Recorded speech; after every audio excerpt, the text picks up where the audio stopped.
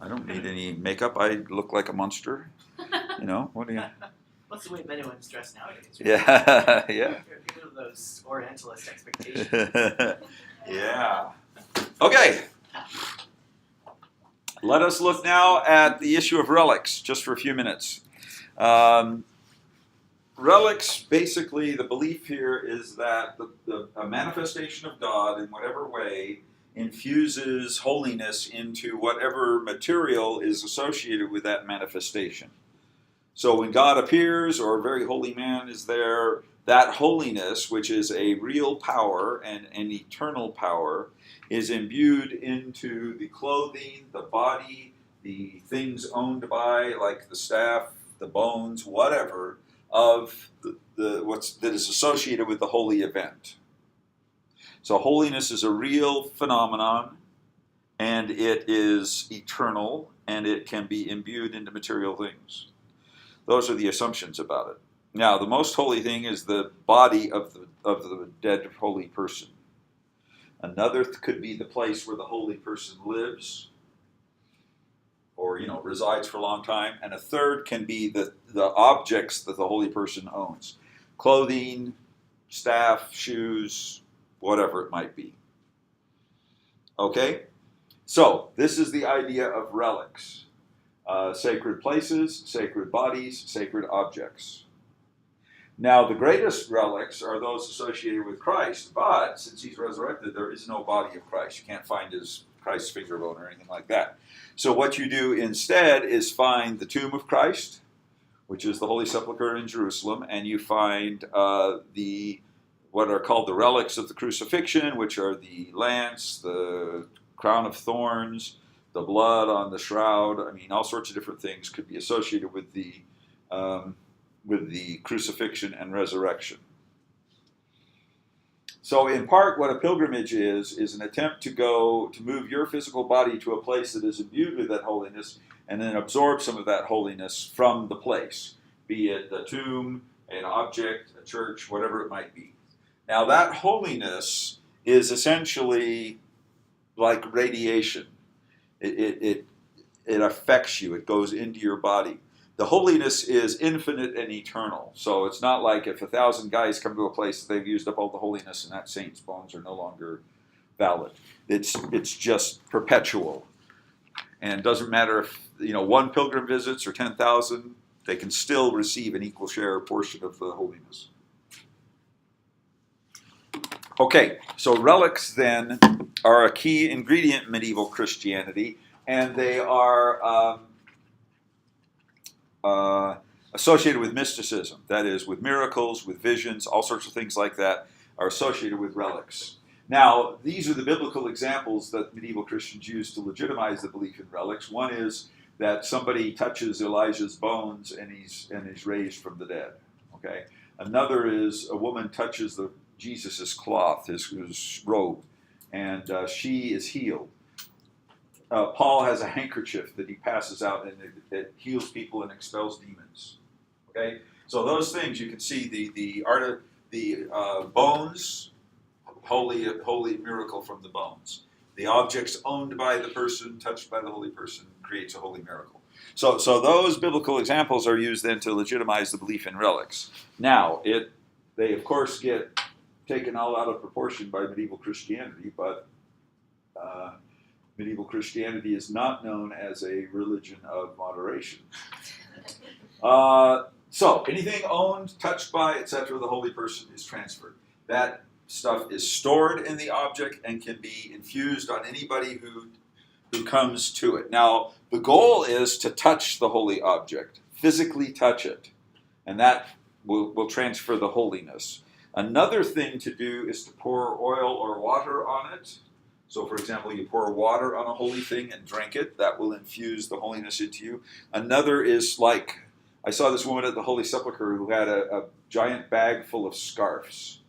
And she went up to each relic in the Holy Sepulchre, and she rubbed the scarf on it and then put it in another bag and rub it. So she did like 30 scarves. Go to the next one, rub them all. So she was touching all the holy objects with these scarves, and then she was going to take them home and give them to her friends and relatives. Okay? So that's an example of this type of thing. Now, most modern Catholics, don't take this very seriously anymore. Well, some do, especially in like Latin America and lesser developed countries. And then the Orthodox are much more still open to this type of an idea. Also, the idea of owning a relic was very important. That is to say, you want to possess one. And I've seen in Catholic churches these reliquaries, reliquaries are big boxes where you essentially store the relics. And they'll have all these bits of bone and things that they have wrapped up and then have labeled, this is the bone of Saint so-and-so. And they put them in this reliquary, and then you touch the reliquary, it's touching the holy thing, so it's transferred. So often you don't actually touch the relic, but the reliquary through which the holy thing can be transferred. Now, this, for example, is the true cross in Jerusalem. Used to be a giant, real piece of wood, and they've been shaving off little toothpick things off it for centuries. So what's left is actually that thing right there. That's a piece of the true cross. Around it is this other reliquary, and then around that's the icon, and then it's all encased in a reliquary. And people will go up and touch it. And often what they'll do is buy little crosses from the street vendors in Jerusalem, and then take the cross and rub it on the reliquary, and then the power is imbued to the cross, and they take it home to their homes and put it in their home, and then they've got, this holy power transferred to their, essentially creates a relic that they can then take home. So this is true of lots of medieval mystics would have relics associated with them. And the bones of medieval mystics, if they become sanctified, that is, they become saints, would also themselves become holy things that the people could come and gain blessings or healing from. Yeah?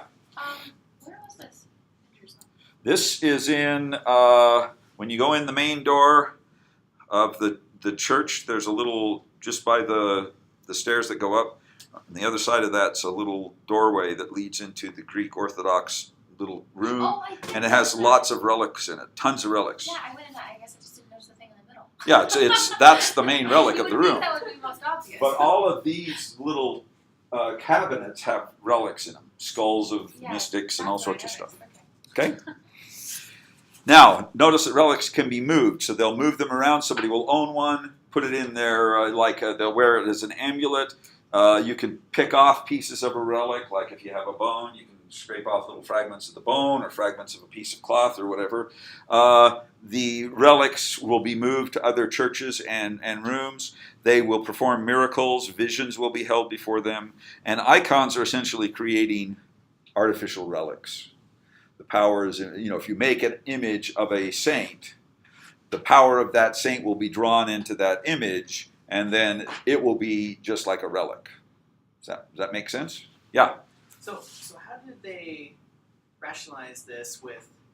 I mean, isn't this kind of disrespectful to saints' bodies? That but they're dead. Let's divide up their bits of their body among themselves. So I mean, how did they deal with that aspect of it? Because I think the church wouldn't be very happy about this kind of grave robbing type stuff.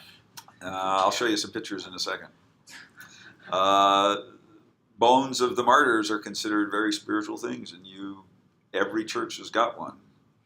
And there's an awesome church, a Capuchin church in Rome, where they've taken all the bodies of the bones of the dead monks over centuries and put them in these rooms, and they make designs like flower things.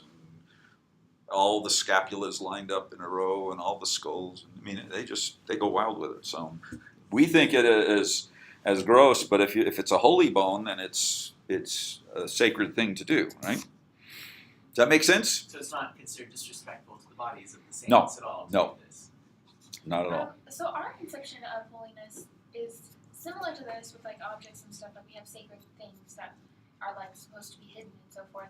But temples, when they're being cleaned or not dedicated, they're not holy until they are, and then they can be undedicated, I guess, because then they go in and they reuse fabric. So it's weird. We can take and end holiness, but they didn't do that at all, right? Nope.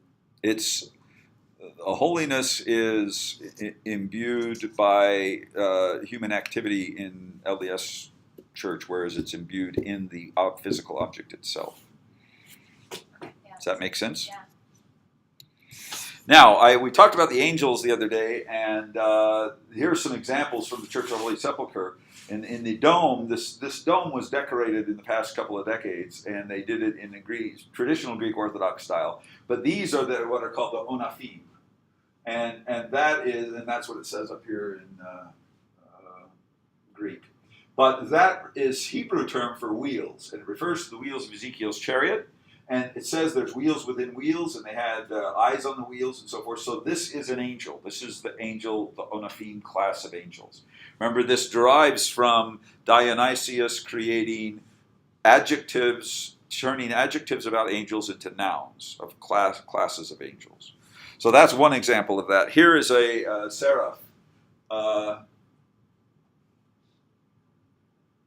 Actually, this is a cherub, but at any rate, the seraphs have 6 wings. So you see kind of a body of a man that's got these wings on it. And so winged angels, of course, are part of the tradition, but different types of wings and different numbers of wings make different classes of angels. So this one doesn't seem to have a full body, but he's got wings, right? And some of them are just like a face with inside 6 wings. I don't have a picture of that. This is Archangel Michael. Archangels are the highest class, and they have full bodies, like human bodies with wings. So you'll see these different categories of angels artistically represented in different ways like that. Okay, questions on that? A little bit more on monasticism. We've talked about monasticism enough, but I thought I'd show you some slides, and for some reason some of these aren't working right, but I don't know what's going on. My life is over because my computer won't work. Nope, won't work. All right. This is St. Catherine's Monastery. Notice, out in the middle of nowhere. It's actually the site of Sinai, and it is a place where Moses is said to have ascended into heaven. So that's what it looks like. So these monasteries were often out in the wilderness. Notice the size of people. This is a huge place. Notice that it's got a little spring somewhere by it so you can have a little bit of water. You can't really have a monastery with no water whatsoever. And it's built like a fortress to protect it from Bedouins and brigands and so forth stealing the stuff within there. This was built in the 330s. It's the oldest continually operating Christian monastery in the world. And it was rebuilt several times, but it's one of the great ones in terms of antiquity and so forth. Monasteries were also places of collection of books. It's got 2,000 icons. This is one of the great museums of ancient icons that exist. It has also got the greatest collection of old texts in the world. It has 300 manuscripts. Now, the Vatican Library has more, but they stole them all during the Renaissance, whereas these are manuscripts that have been preserved by the monks as their own library. So, you know what I'm saying? The Vatican Library today is greater, but that's because they went out and bought manuscripts from all over the place and brought them in. These guys wrote these, preserved these. This is their own monastic library. This is the monk, Father or Brother Jacob. He is from Chicago, Greek Orthodox monk. He runs the library there. I chatted with him a bit, and he says that he was a drug addict and stuff, and then found God, had a mystical experience, decided to become a monk, and came out to run the library there. So, he's a modern mystic in that regard. And these books are, real treasures in terms of Christian manuscript history. The oldest copy of the Bible's there. So one character, notice, he's the librarian, but he's also a guy, he's had this mystical experience and turned him into a monk and so forth. So this is a contemporary real thing for a lot of people. This is the oldest copy of the Bible in the world, the Greek Bible. You've got Dead Sea Scroll fragments that are older, but this is complete copy of the Christian Bible in Greek around 320 AD. It's called the Codex Sinaiticus, which was stolen from the monastery, by the way. And it's now in the British Museum. Of course. Excellent. Count Tischendorf, the Russian, stole it. And then Stalin sold it to the British because he was out of money because communism was working so effectively. Now, if you want to know about sacred relics, here's the burning bush. Now, it's not on fire right now, but this is in the church, they have built it around the burning bush. And this is, it's not the, it is the descendant of the descendant of the descendant of the original burning bush. You know what I'm saying? And so you'll have veneration of relics like that within the context of this. We talked about bones. This is the ossuary at St. Catherine's. And this guy is a saint. It says, Hagios Stephanos, which means Holy Stephen or Saint Stephen. So this is Saint Stephen. He's like a 9th century monk that's there. And it's his bones. I mean, unfortunately, the flash glared off this, and they wouldn't let me in. They have a gate barring entry, so photography was crappy. But this is a skeleton sitting there dressed in a monk's robe, okay? And he's the guardian. He just sits there and protects the place. So this is his holy relics. And then here are all the bones of the monks. I mean, these are, thousands of skulls piled up there. Now, part of the reason they do this is because the bones are holy. I mean, they don't desecrate them and play soccer with them or anything like that. But this is solid rock place. I mean, you go to Sinai and the soil's about an inch thick, and then under that is solid rock. So to bury a person means they dig out a little 6-foot long slot trench, bury the guy. When the body is decomposed, they dig him out and put in another body and reuse it. And so they store the bones in the ossuary. So the use of ossuaries is quite common.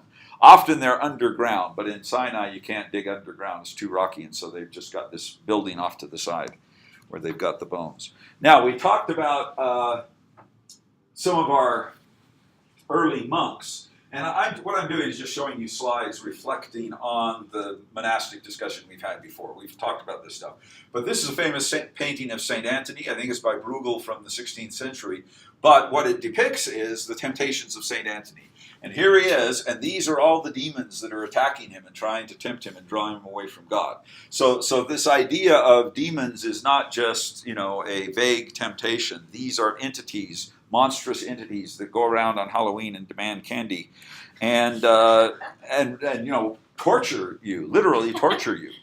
So I don't know if you've ever seen exorcist movies about, exorcist demon things. I mean, this is what these guys believed, and they believed these demons were attacking them. All right? This is St. Anthony, another picture of St. Anthony. I'm just showing you the pictures here. Now, this one is St. Francis. This is by Giotto, who was about a century after St. Francis. But as I said, the earliest artists, Christian artists, were mainly monks. It's not till late 14th century that we begin to see secular guys painting things for the church. That is, they're hired by the church to paint. Originally, it was just the monks who decorated their own church or their own monastery or whatever. And this is Giotto, who is one of the kind of the founders of Renaissance art. You can see it's transitional between medieval stylized art and more naturalistic Renaissance art. But here's the little church. When you read the story of St. Francis's vision, I think we read that, right? In one of the chapters, like a section or two ago, we read it, and he talks about seeing Christ in a seraph.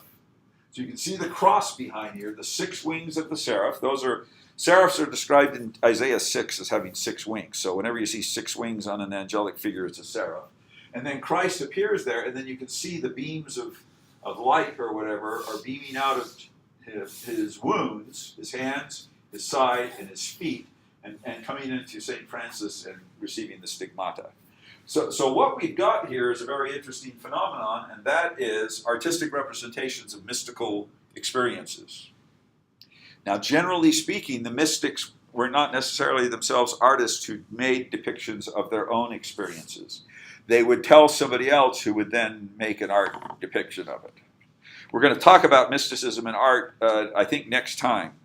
We'll discuss it in more detail. But just note that that's going on. we do have one mystical figure, Mani, who was an artist as well, and we know from contemporary accounts that he made illustrations himself of his own art or of his own visions. And those don't survive, the originals don't survive, but they were copied in by later artists in some manuscripts. So we do have a couple of copies of Mani's visions, and we have William Blake is probably the most famous artistic mystic, and we might talk about him a little bit later.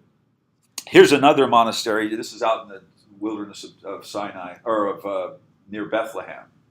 It's this monastery of Marsaba, who was a famous saint, founder of this monastery. It's been operating for 1,500 years solid. So some of these in the desert are still around. Most of them are gone. There used to be like 70 or 80. Now there's 3 or 4 that are left still functioning. This is St. George Kosiva down in the Wadi Kilt, and that monk I told you about, he's, where's this thing? It might be this, no, maybe it's this over here, where the hermit was living, and he dropped down a rope for his food, and nobody's ever seen him.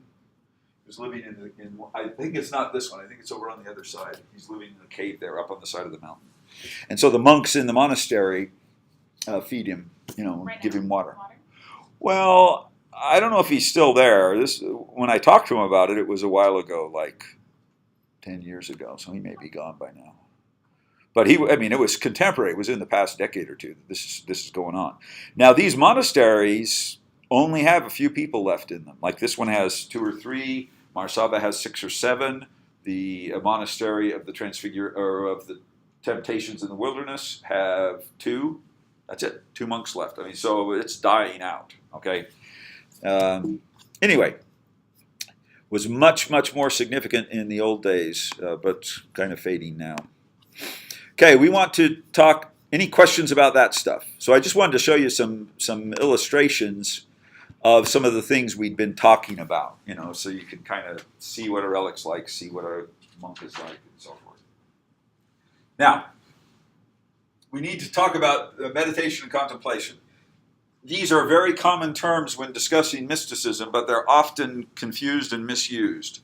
The fundamental problem is that the terms are used differently by different mystical traditions. So what a Buddhist means by meditation is not necessarily the same thing a Muslim or a Christian mean by it. And number 2, the meanings change through time. So we need to pay careful attention to historical context to figure out what a particular movement meant by meditation. Because a Christian meditates, a Muslim meditates, and a Buddhist meditates, and a Hindu meditates, doesn't mean they're doing the same thing, right? Or they conceptualize what they're doing as the same thing. We are using terms in a very broad and loose sense that need to just be carefully delineated what's going on here. All right? So, modern neo-mystical use of the term tends to be pretty universalized. All mystics meditate, right? And meditation is basically the same. In neo-mystical and New Age conceptions of meditation are fundamentally influenced by Zen Buddhism. That is, Zen Buddhism is a very meditative-oriented Buddhist mystical form, which we know from Japanese, but it is actually Chan Buddhism from China, becomes Zen Buddhism in India, and that was from Nana Buddhism from India. So there's various pedigree of Zen, but the Zen we think of is these very quiet places where the monks just sit in utter stillness for hours, right? That type of thing.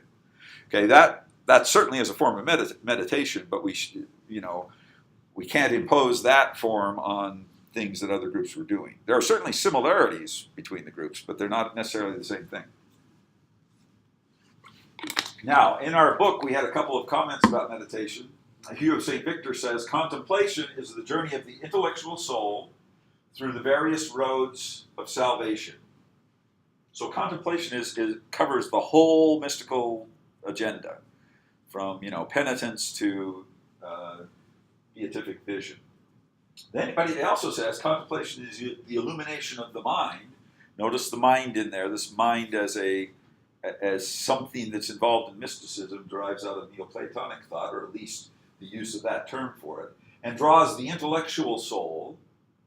This is the soul that can conceptualize abstractions and divine things to the invisible things of God. Okay, so there it's a little bit different. Now notice, same guy, two different uses of contemplation.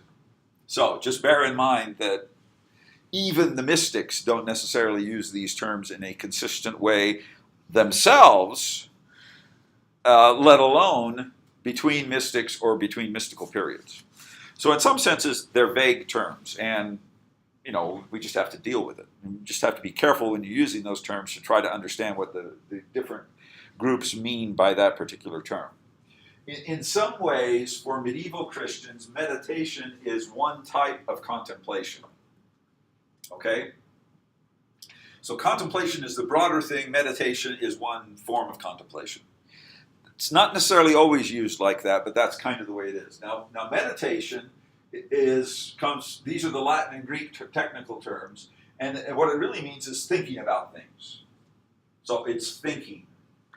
Whereas contemplation is looking, is seeing. Okay? Now, in some ways the terms are overlapping, but there are some distinctions in the way they're used by the medieval mystics. So, for example, meditation could include memorizing scriptures, reciting scriptures, thinking about scriptures, like wondering what they mean, pondering their meaning. So we would say pondering is a meditative phenomenon. Okay? It's also looking at the world and thinking about its spiritual meaning. It could be imagining, you read about Jesus and you say, what would it be like to be there? What would I do if I'd been there? That type of thing. So those could all be forms of meditation. Notice, none of that is related to the Zen Buddhist complete silence and, complete absence of cognition during a meditative session. Now, we do find some hesychasm, which we'll be discussing later, that is closer to the Zen Buddhist thing. But this stuff is not. I mean, this is not what the Zen Buddhists are talking about. So it's quite different from that particular form of meditation. Now, contemplatio is from Greek theoria. And now, that our term theory derives from that Greek term. But we need to think of it more in its original sense of seeing. And the theater, for example, is the place where you see something, you see a play. And that's from this root. So think of it in the sense of theater rather than theory, and you'll get a better understanding. And it means these were general terms, right, that take on technical senses for the mystics. And this means seeing things, looking at things. Now, you can have a contemplative life. Contemplation might be an action that you do, but your whole life could be contemplative. That, we would say, the life of the mind or the life of the soul. If you live a life dedicated to spiritual things and reading scriptures and the life of the mind and soul, then you are a contemplative or contemplative. It's not necessarily a thing you do, but a way you live. All right? And the monastic life was intended to be a contemplative life. Also note that there is contemplative prayer. That's a particular state of mind when you're praying. I mean, you can pray in lots of different ways, and the medieval Christians, categorized prayers in different types of ways. But contemplative prayer is essentially only possible through a divine grace or gift which transforms your spiritual state while you're praying. So it's actually a spiritual state, not a form of prayer. That is, if you pray and you do contemplative prayer, you are spiritually transformed while you do it. This could be visualization and visions. And it's hard to sometimes distinguish in the medieval mystics' terminology between a vision as a supernatural phenomenon and a vision as a contemplative visualization. Like I imagined myself to be at the Passion, and I felt, I started weeping because I was so sad, because of the crucifixion and the suffering of Jesus. Okay, is that a vision he's having, or is it just he's, so emotionally bound to his visualization of the crucifixion that he's overwhelmed by it? Do you see what I'm saying? Which is it? And it's not always clear from the text what's going on in that regard. Okay? And it often can involve the use of images and paintings to focus your attention on a spiritual thing. That is, contemplating a painting of the crucifixion of Jesus can put you in a contemplative state, where you can use, and notice, imagination here doesn't mean making stuff up. It means the capacity of the mind to understand images, right? Just like intellect is the capacity to understand abstract thought and pure thought, mathematics is intellect. Imagination allows you to understand images, that is painting, sculpture, whatever it might be. So we use those terms differently now than what they meant then. So imagining a thing is not making it up, like, science fiction is made up imaginings, fantasies. Imagining things is using that part of the soul that can visualize images. Do you see the difference between those two ways those terms are used? So anyway, those are some important things to note about what's going on with this medieval contemplation and imagination and meditation and so forth. Questions on that? Everybody clear on that stuff? Okay, what do we got left? Oh, man, 10 minutes. Do I talk too much, guys? Yeah, let's admit it. I talk too much. You know what the definition of a professor is? Professors? No, somebody who talks in other people's sleep. Yeah, it's an occupational hazard. Okay. Now, this section, chapter 10, is a very interesting one, because when people talk about mysticism in a general, popular way, they often refer to this, that is, the visions, the ecstasies, the supreme moments, the beatific vision, whatever it might be. As you notice from reading the McGinn book, mysticism is a whole bunch of things, one of which is this ecstasy, the beatific vision it's sometimes called. Okay? So just bear that in mind. This is not necessarily the goal. It is a result of mystical life, leads you to sometimes have these experiences. Now, as a general rule, the medieval mystics didn't talk about these things in first person. It was considered too arrogant, too special, whatever. And we begin to see it only in late medieval, early Renaissance, and Baroque times that we see first-hand accounts of people's visions. Now, it's not completely true, but I mean, it's the tendency that we get more first-hand people describing their own visions in later literature than in earlier literature.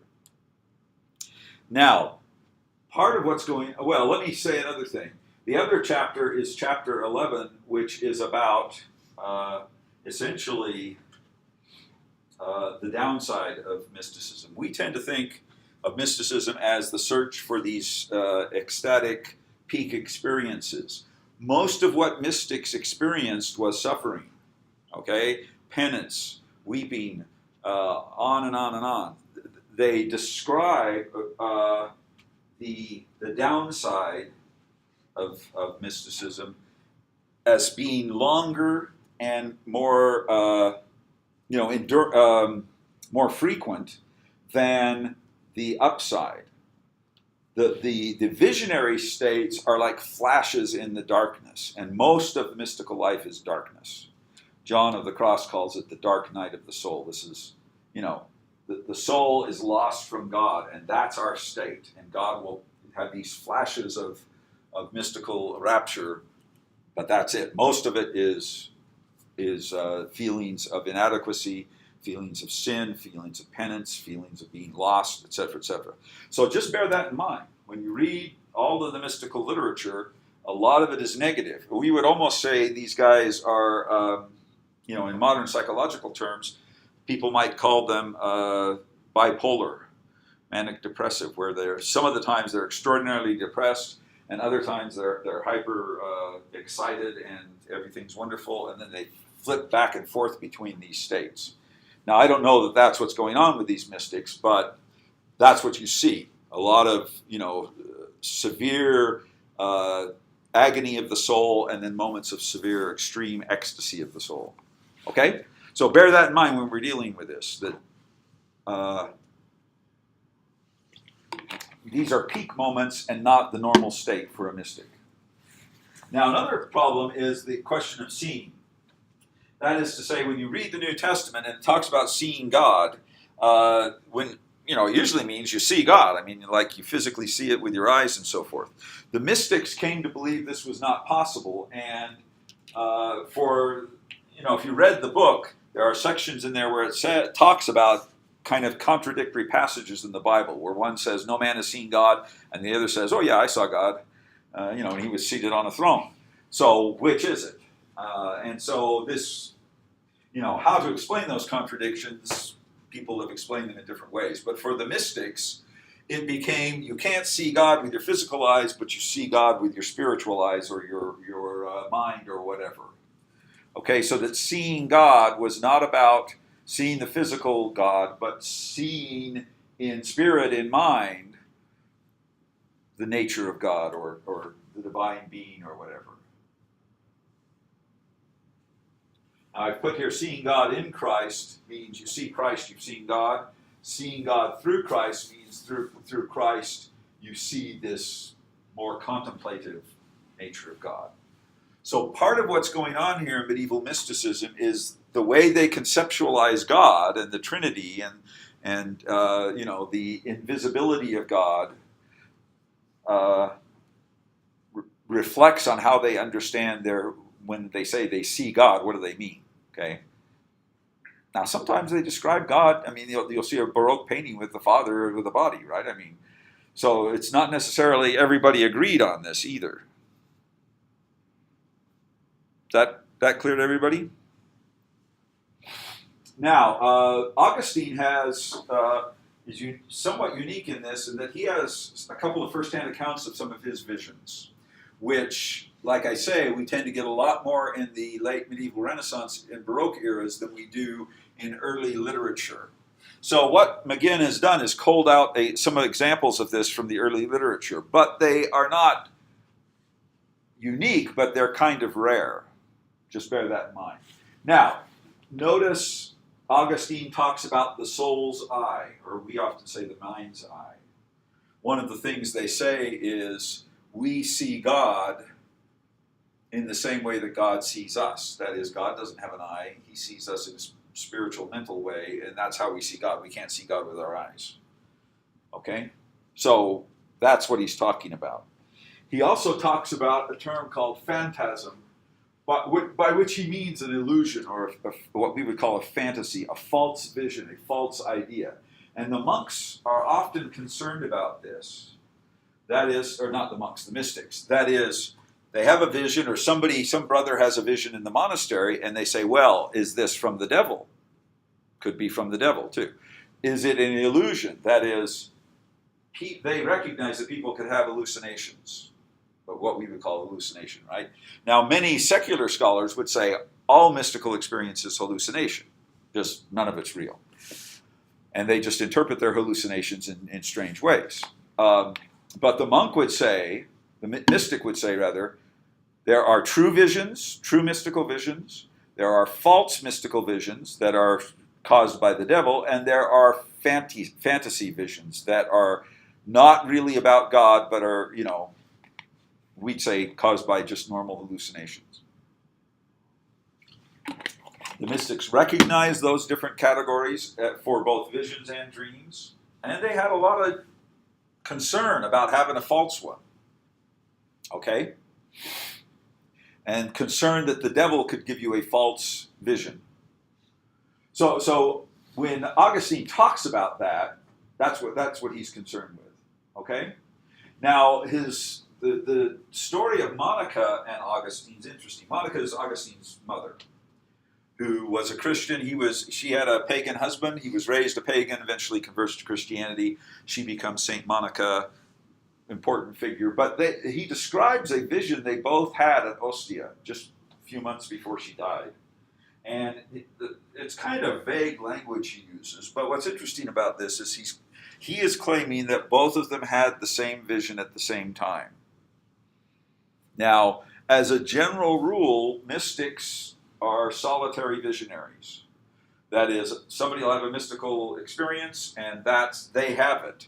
And there are actually accounts of people where there's a group of guys, and one guy's having a vision of some sort, and the other guys don't see it, right? I mean, there's lots of accounts of that type of thing. So the question, and it's interesting too to look at the restoration phenomenon. We do have a number of accounts, and these are independent accounts, not one guy claiming that other people saw the visions, where they all saw the same vision. That's fairly rare in revelatory mystical literature, for a group of people to all see Jesus or all see something else. Occasionally you'll see it, but not a lot. Now this is one where Augustine claims they're both having the same vision. We do not have Monica's account of this. All we have is Augustine saying they both had the same vision. But I know that may very well be true. I don't know, how could I figure out what was going on? But that's an interesting phenomenon there. Now, he also talks about three forms of visions. Corporeal are our senses, spiritual are what you see with the soul, and intellectual is what you see with the mind. Okay? So your normal senses see things like this table. Your spiritual senses can in some ways see corporeal things in a spiritual way, and in some things like see the future, that's a spiritual thing. See the past, that you see in a sense real things, but things that aren't present. You see what I'm saying? Whereas the mind is more or less about seeing God and seeing pure, intellectual things. So you might see a dog with your corporeal senses, you might see an angel with your spiritual senses, but you'd see God with your intellectual sense. So there's different categories of senses. And of course, the spiritual and intellectual senses are more important than the corporeal senses, which are easier to deceive and aren't that significant.